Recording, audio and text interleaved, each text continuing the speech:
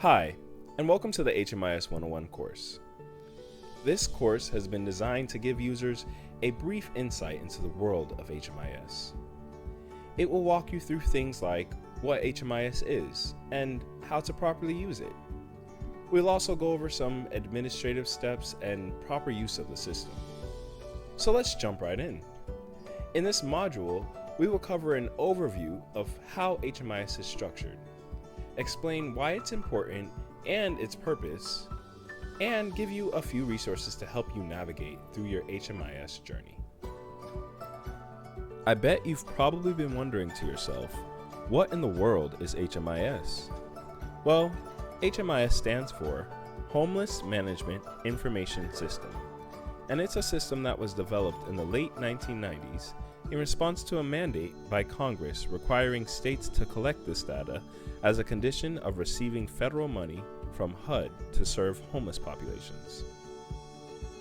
You see, back in the 90s, there was a housing market crash in which a lot of people lost their homes and were in need of assistance, but because there was no system in place to help track the need, the government didn't know how to properly offer and track the help.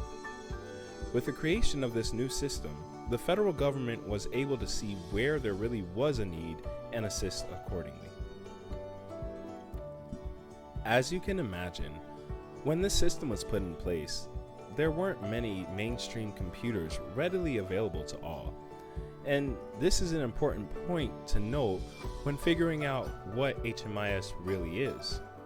HMIS is not a software, but rather a system that's built following a specific set of standards.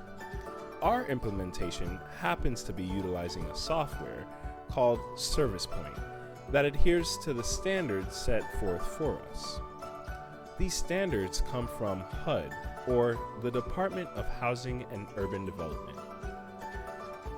Now let's switch gears for a second and talk about the structure of HMIS. As stated before, HUD sets the official standards for HMIS. This means things like how long to keep data, what data are we required to collect, what are we required to report on. But they don't actually specify how the data has to be collected. They only care that the correct data is reported on. Under HUD lies our COC, or Continuum of Care. And what this is essentially is a network of homeless service providers. In our COC, we have a plethora of these providers, such as HSN, the Coalition for the Homeless, and even the Salvation Army, just to name a few. The COC itself is responsible for the oversight of HMIS, approving HMIS policies and procedures, and selecting the HMIS lead agency. In our case, the HMIS lead agency is HSN, and they are responsible for our HMIS implementation. Lead agencies also supply agencies and users with both training and support, provide HMIS with software, system administration, and submit reports to HUD for funding. Then we have our agencies, which many of you will be housed under. One might think this is the least important part of the structure, but I beg to differ. Yes, it's true that agencies use HMIS to document their work, but you're also responsible for our data quality. And without good data, there is no way we'd be able to get as much funding as we do. So, thank you in advance. It's important to note that HUD never actually sees any client-level data. Instead, when reporting, we use what's called aggregate or unidentifiable data.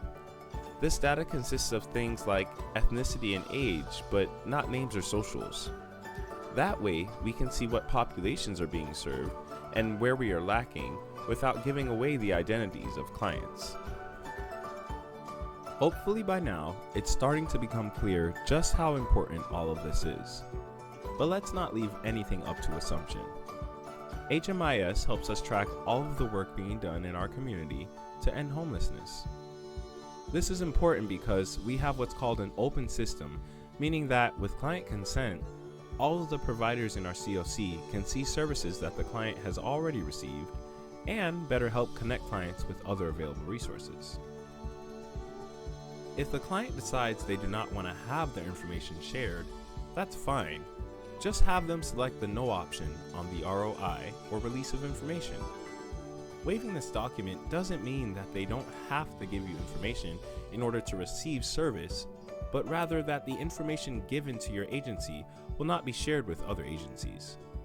Usually, when it's explained that sharing this information will help connect them with a network of providers that offer similar services to those who are struggling with housing, clients tend to be okay with signing the ROI.